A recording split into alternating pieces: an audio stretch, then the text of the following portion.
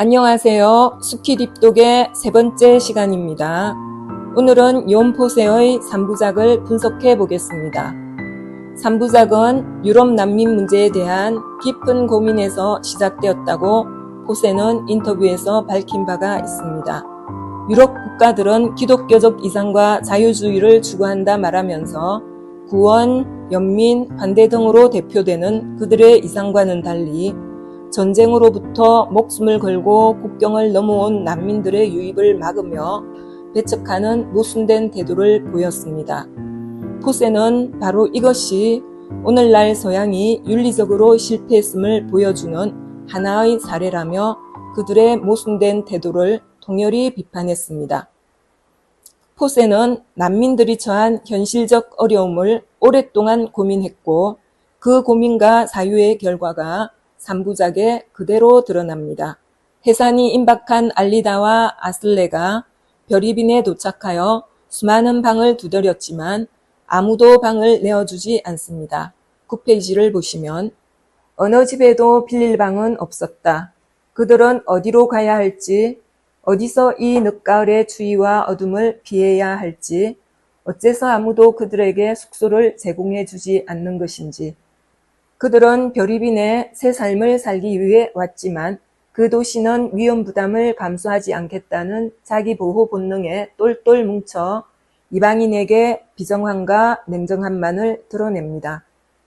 이렇게 3부작은 타인의 고통에 전혀 공감 못하는 우리의 그 비정함은 어디에서 오는지, 자신의 본래성을 잃고 익명성에 휩싸인 존재들이 어떻게 하면 자신의 본래성을 되찾고 잃어버린 영혼을 회복할 수 있을까 하는 작가적 고민에서 시작되었다 짐작해 봅니다. 만약 우리가 잃어버린 영혼을 되찾는다면 어떤 모습일까요?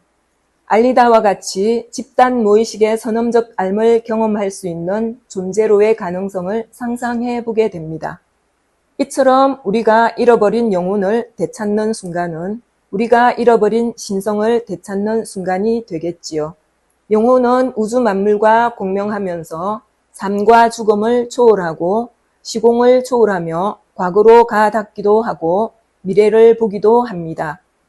우리가 알리다와 같은 존재가 되지 못하는 이유는 영혼의 때가 끼었기 때문이라고들 합니다. 그러나 우리가 음악을 들을 때면 우리의 영혼에 낀 때가 벗겨져 나가고 본래적 자기로 돌아오는 듯이 정신이 맑아지는 경험을 종종 합니다.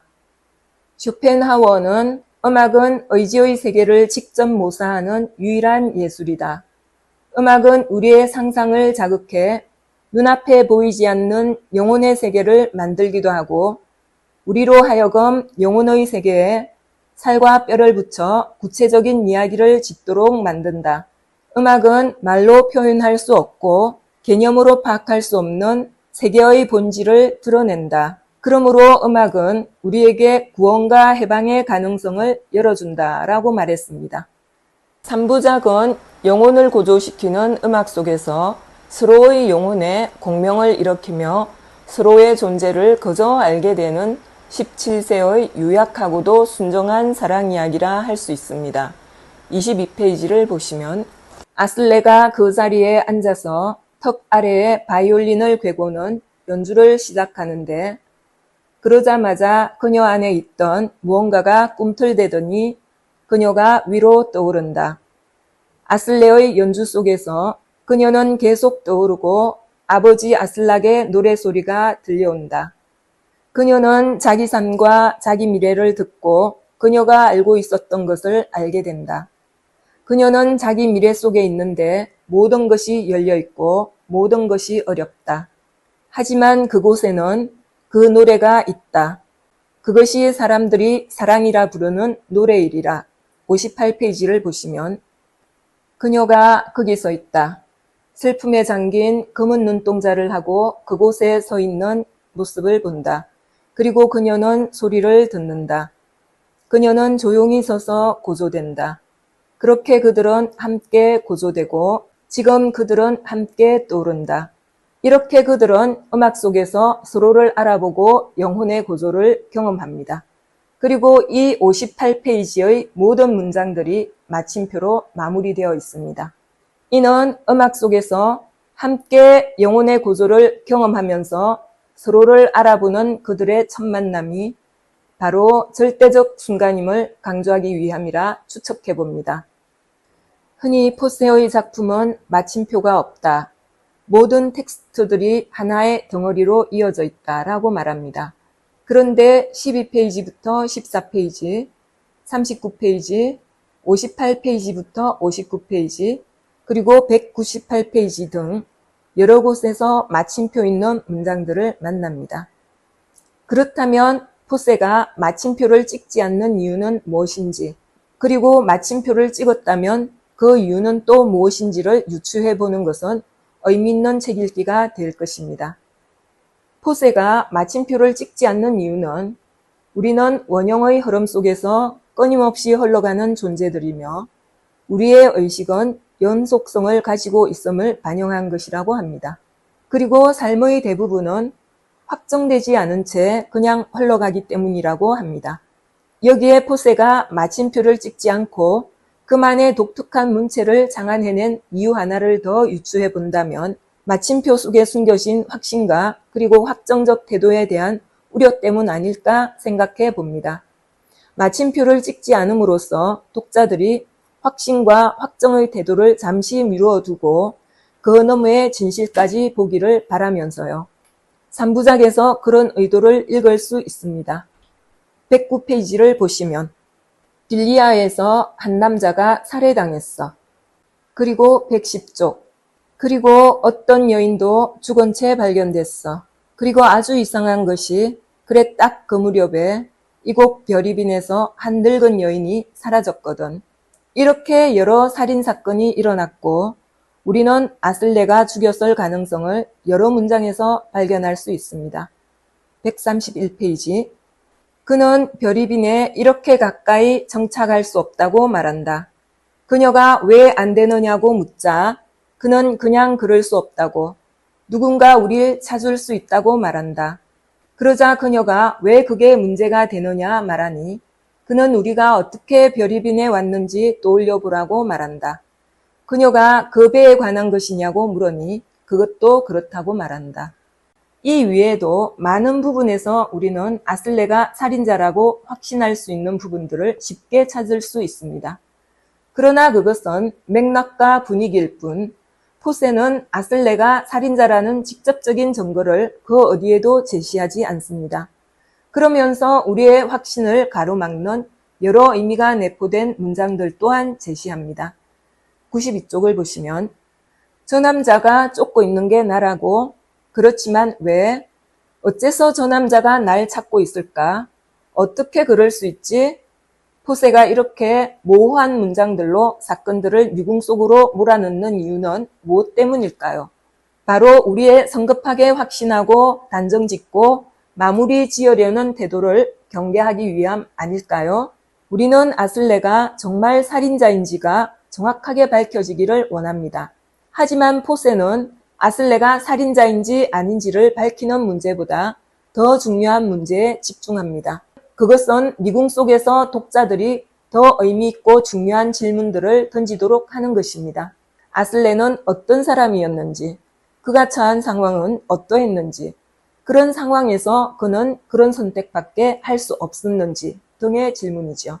포세는 독자들이 이런 질문들을 던지면서 사실 너머에 있는 어떤 진실을 보기를 바랍니다. 57페이지. 그는 터질 것 같은 슬픔을 몰아내고 싶고 그 슬픔을 가볍게 만들고 싶다. 가볍게 만들고 들어올려 무게가 없는 것처럼 둥둥 떠오르게 만들고 싶다.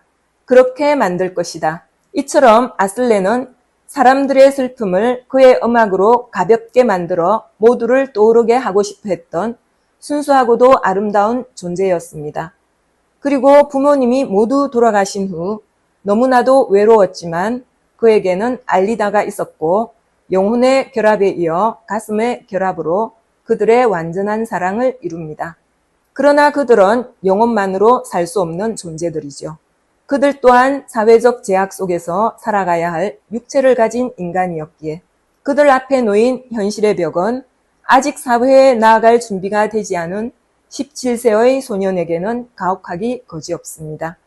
그렇게 도망칠 수도 없고 뛰어넘을 수도 없는 엄혹한 현실은 그들 앞에 거역할 수 없는 운명처럼 버티고 서 있습니다. 이런 엄혹한 현실 앞에서 그는 그의 사랑을 지키기 위해서 어떤 선택을 했어야 할까요? 우리는 그가 정말로 그런 선택밖에 할 수 없었을까 하는 질문에 이르게 됩니다. 90쪽. 이제 난 아슬레가 아니야. 올라브야. 그리고 이제 알리다는 알리다가 아니라 오스타고. 이제 우린 오스타와 올라브 비커야. 이렇게 그들은 별이빈을 서둘러 떠나 아무도 그들을 알아보지 못하는 곳으로 가 새 이름을 짓고 새 삶을 시작합니다.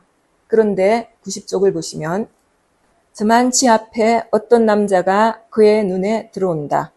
91쪽을 보시면 그런데 왜 저 남자는 이 길에서 내 앞을 걷고 있는 걸까? 꼭 장애물 같아. 이렇게 아슬레는 딜리아에서 도망쳐 별이빈으로 갔었고 이제 별이빈에서 도망쳐 아무도 모르는 곳에서 신분 세탁까지 하며 새 삶을 시작합니다. 그런데 그는 또다시 장애물일 수 있는 어떤 문제 상황에 맞닥뜨리게 됩니다. 삶은 언제나 그렇습니다. 우리는 살면서 언제나 우리를 시험하는 장애물들을 반드시 만나게 됩니다. 올라브라는 이름으로 새 삶을 시작한 그 앞에 하나의 장애물이 나타난 것입니다. 94쪽을 보시면 자네 날 못 알아보겠나? 이봐 아슬레, 내가 여길 걷고 있는 이유가 자네 때문이라 말할 참이었단 말이지. 올라브는 이 장애물을 두고 이렇게 생각합니다. 96쪽. 저 노인은 무척 작고 구부정해.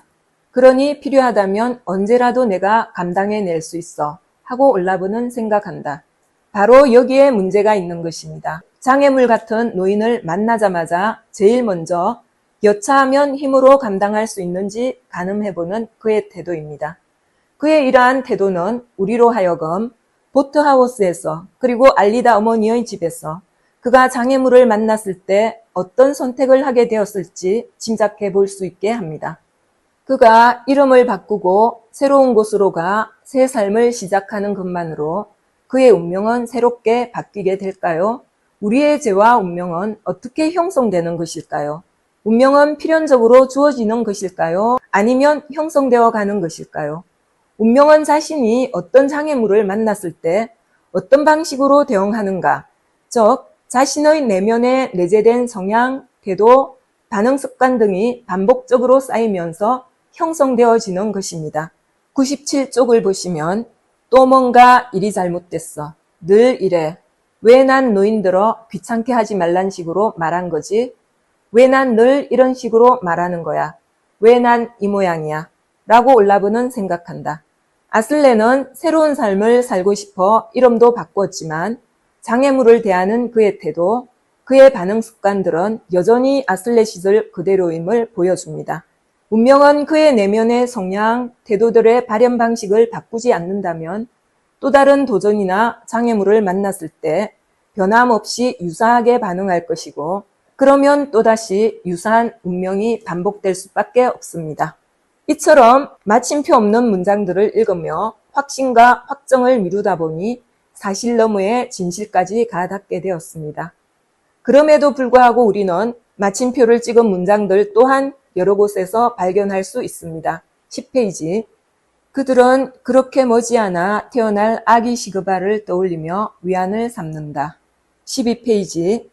아슬레는 침대에서 생을 마감한 그녀를 발견하게 되었다.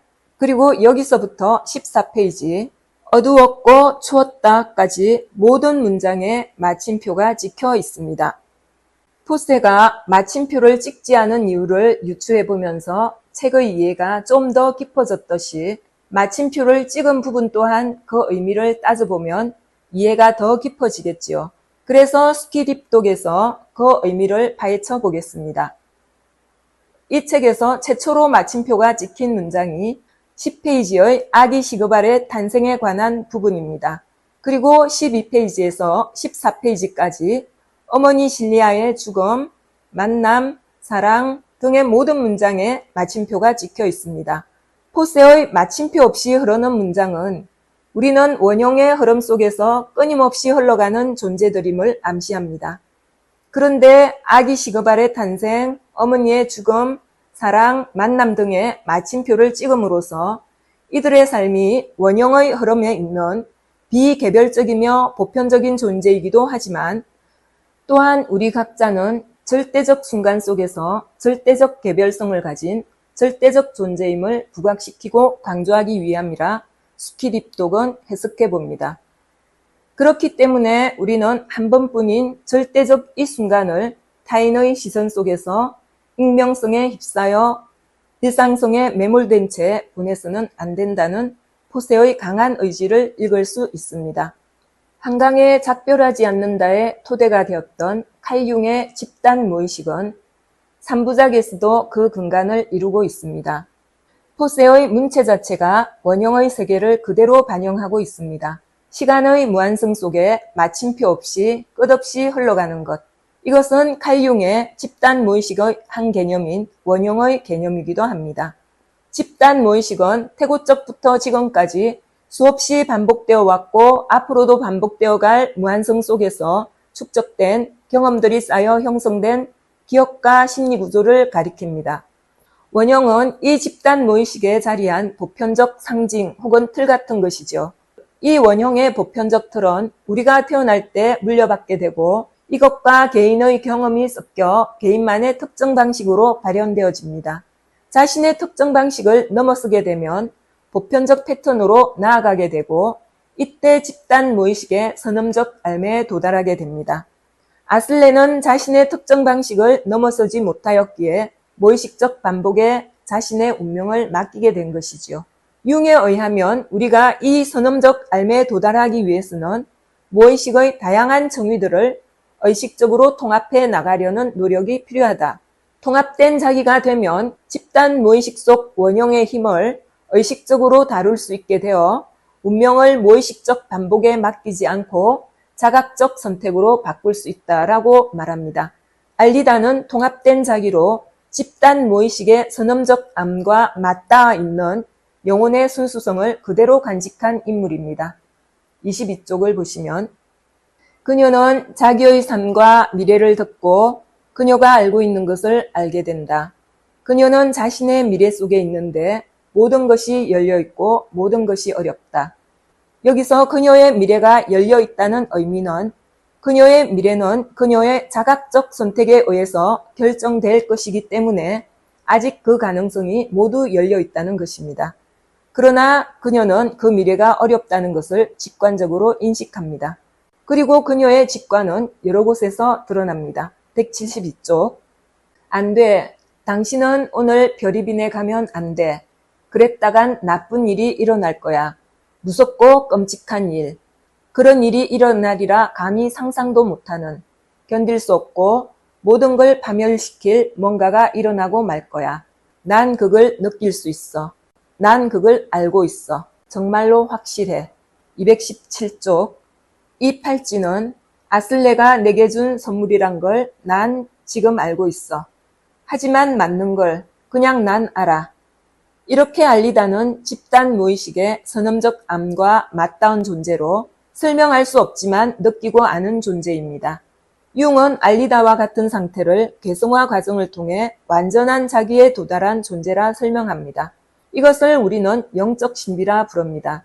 포세는 이처럼 영적 신비를 간직한 알리다를 통해서 우리들 또한 내면의 그림자를 극복하며 의식과 무의식을 통합해 나가면 영적 신비를 간직한 존재가 될 수 있지 않을까, 그리고 영적 존재로의 회복 가능성을 말하고 싶었던 것은 아닐까 생각해 봅니다.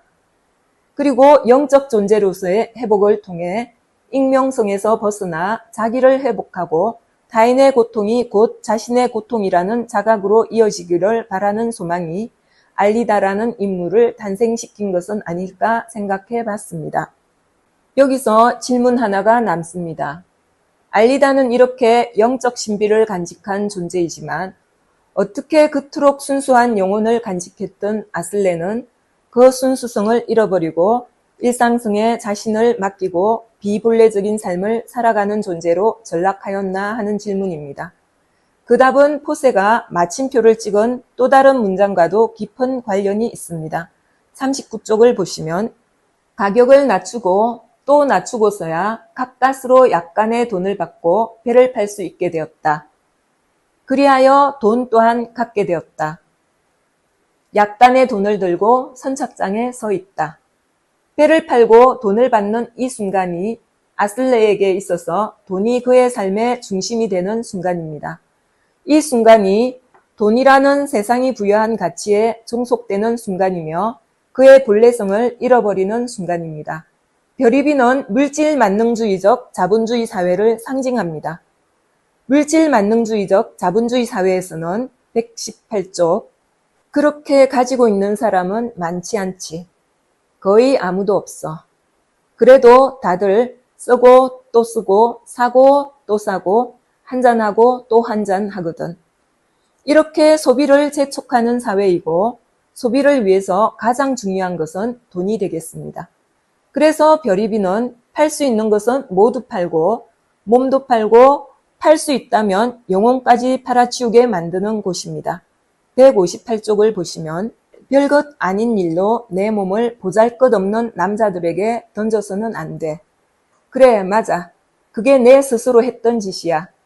그러고도 지금 내게 남은 것은 얼마 없어. 아무것도 없어. 남은 것이라곤 그저 수치심 뿐이야.